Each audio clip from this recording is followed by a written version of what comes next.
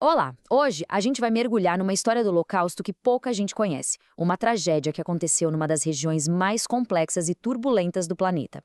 Vamos juntos desvendar essa narrativa usando o material de origem para nos guiar. Bom, para começar, nossa história não parte de uma guerra, mas de um lugar descrito por essa metáfora, que é muito poderosa, uma rocha inflexível. Isso diz muito sobre resistência, mas também sobre um sofrimento constante. E essa rocha é o norte do Cáucaso, uma terra que por milênios foi ao mesmo tempo uma fortaleza natural e uma encruzilhada de povos, espremida ali entre o Mar Negro e o Mar Cáspio. Essa geografia toda particular acabou criando um mosaico humano único, sabe? Um lugar de muita fragmentação, com culturas muito distintas. Era tão diverso que cada vale podia literalmente ter uma língua e um povo completamente diferente do vale ao lado. E por milhares de anos, onda após onda de impérios tentou dominar essa região. Cada um que passava deixava sua marca, mas era muito raro alguém conseguir conquistar de fato o espírito daquele povo. Persas, mongóis, otomanos, russos, todos tentaram, mas o Cáucaso sempre resistiu. E olha que interessante. Isso aqui mostra perfeitamente as duas faces da moeda nessa sociedade armada. A reputação de ser um anfitrião extremamente generoso e, ao mesmo tempo, um inimigo implacável. Isso não era uma escolha, era essencial para sobreviver num lugar onde a honra era, no fim das contas, a única lei. Agora a gente vai dar um salto no tempo, direto para 1942, para entender como essa terra tão antiga foi jogada bem no meio da Segunda Guerra Mundial, quando uma nova força imperial bateu à sua porta. E nessa época, milhares de famílias judaicas, fugindo do avanço alemão, foram buscar refúgio justamente no Cáucaso. Elas acreditavam que as montanhas seriam um santuário, um lugar seguro, longe da linha de frente da guerra. Só que, na cola do exército alemão, vinha um tipo muito específico de unidade. A missão deles não era conquistar território, era o extermínio sistemático. Eram basicamente os assassinos móveis do Terceiro Reich. E o que é realmente chocante de uma forma bem sinistra é como tudo era metódico. Não era um caos de violência. Pelo contrário, era um procedimento frio, planejado, burocrático, todo desenhado para ser eficiente e, claro, para enganar as vítimas até o último momento. Eles usaram uma tecnologia móvel para fazer esse trabalho sujo. Transformaram veículos comuns em instrumentos de assassinato em massa. Era uma verdadeira fábrica da morte sobre rodas.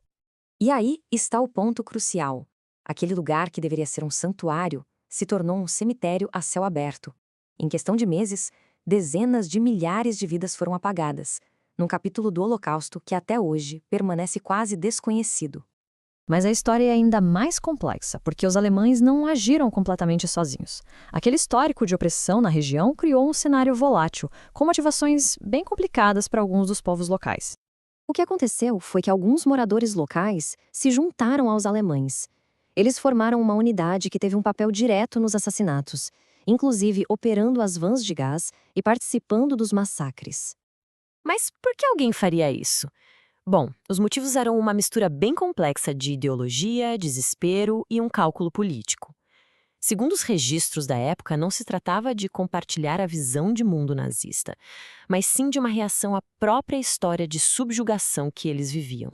E, no entanto, no meio de todo esse horror, a mesma terra também foi palco de histórias de uma coragem e de uma humanidade extraordinárias.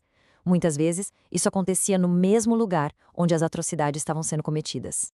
E quando os alemães chegaram na região, procurando por essas crianças, a aldeia inteira se uniu num ato de desafio coletivo e conspirou para salvá-las. E olha que incrível o que eles fizeram.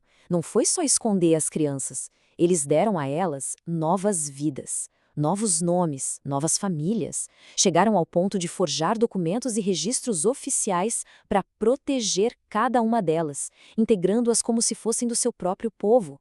Isso era um risco gigantesco. Ser descoberto significava a morte, tanto para as crianças quanto para as famílias que as acolheram. Cada dia que passava era um ato de coragem silenciosa. Então, fica a pergunta: por que uma história tão incrível como essa, que mistura tanta atrocidade com tanto heroísmo, é tão pouco conhecida?